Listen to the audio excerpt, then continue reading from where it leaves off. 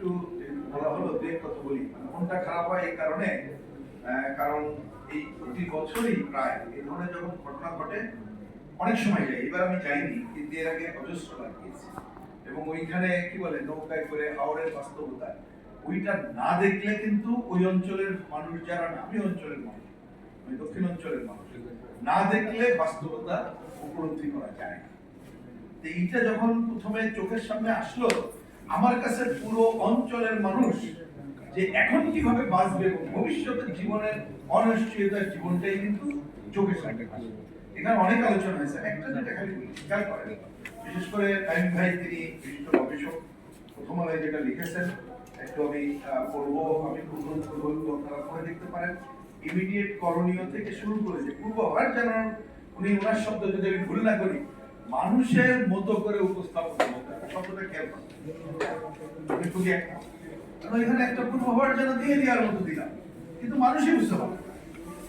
তাহলে আমি এবার ফিরে আসি যে এই জায়গা থেকে সমাধানটা দরকার, যেটা আমি যদি বলি উদাভাই যে অঞ্চলের সমাধান কি ওই অঞ্চলের মানুষের কাছ থেকে নেওয়াটা জরুরি বলে আমি এটা আমার দ্বিতীয় বক্তব্য হচ্ছে যে আসলে ওই অঞ্চলের উন্নয়ন ধারাকে পরিবর্তন করা ছাড়া আমরা এই সংকটের কোনো সমাধান নেই। সেটা অনেক ব্যাখ্যা করা যায়, কিছুটা ওনারা বলেছেন, আমি আর ব্যাখ্যা যাচ্ছি না। যারা এই ব্যাপারে দায়িত্ব পালন করে তাদের আমি দৃষ্টি আকর্ষণ করবে কিনা এটা,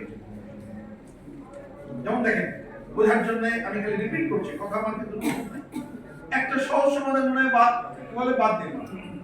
ওই যে বড় বড় যে রাস্তা, ওটা দীর্ঘদিন ধরে আমরা খারাপ বলছি, কিন্তু অনেকে আবার আমার বলে ভাই ওইখানে তো ধান শুকিয়ে পারে।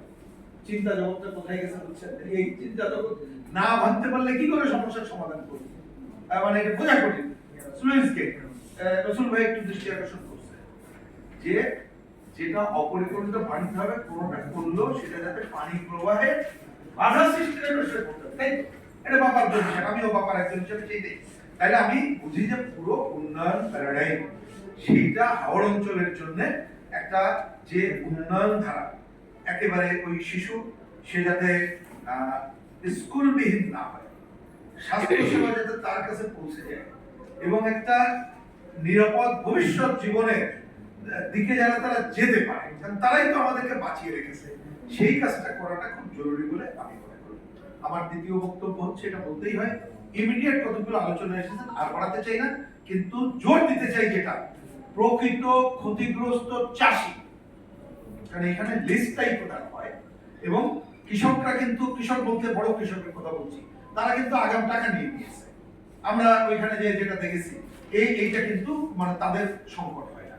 ধান আমি নিজে একটু দেখে এসেছি, আপনার অঞ্চলের মানুষ আমার থেকে ভালো বলতে পারবেন, পানিতে যখন ডুবে যায় ডুব দিয়ে ধান তোলে, তাতে কিছু ধান আছে, কিন্তু ধানের মধ্যে চিটার বাইরেও অর্ধ চিটা একটু ভালো আর বেশি ভালো, ওই অর্ধ ভালোটাও কিন্তু তারা খেয়ে থাকে শুকিয়ে এবং অন্যভাবে। তাহলে সেই জায়গায় তারা হয়তো কোনোভাবে বেঁচে থাকছিল, কিন্তু কিছু বেঁচে থাকা হবে। তাহলে ওই মানুষকে অন্তত পক্ষে যে দাবি এখানে করা হয়েছে প্রতি মাসে 30 কেজি চাল এবং 1000 টাকা, আমি জানি না এটা কি পার পারসন বলা হয়েছে কিনা প্রতি মাসে, তাহলে সেইটা দেওয়ার মধ্যে করা দরকার। এবং আমরা, আমার লাস্ট বক্তব্য হচ্ছে যে এই কাজের জায়গা আরো গুরুত্বটা হচ্ছে কোথায়, আমরা যদি এই কাজ না করি তাহলে কিন্তু কৃষি থেকে এই লং টার্ম অনেকে হাত ধরবে। কারণ আমরা যখন এখানে যাই, আমি দেখি যখন কথা বলি, বলা যাচ্ছে এখানে বিকল্প কর্মসংস্থান গড়ে তোলার দাবি আপনারা করেন, তাই আমাদের আর কৃষি কাজ করতে হবে, কত ভয়াবহ খেয়াল করেন। অবশ্যই আমরা সবাইকে তো ওই জীবন চাই না, আমরা বিকল্প চাই, কিন্তু কৃষি কাজ তো অব্যাহত রাখতে হবে, নাহলে আমরা টাকা নিয়ে ঘুরবো, আমরা কিন্তু চাল কেনার জায়গা পাবো না। 1-11-এর সময় অনেকের মনে আছে, আমাদের আশপাশের দেশ যখন আমাদের কাছে চাল বিক্রি বন্ধ করলো, টাকার থলি নিয়ে ঘুরেও কিন্তু পাইনি।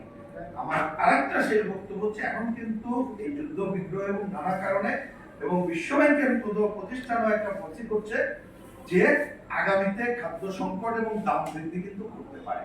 সেই জায়গায় কৃষিকে বাঁচানোর জন্য হাওড়ের মানুষ বাঁচানো, হাওড় অঞ্চলের মানুষের বাঁচানোর দিকে পরিকল্পিতভাবে নজর দিতে হবে, এটাই আমার মূল কথা। ধন্যবাদ সবাইকে।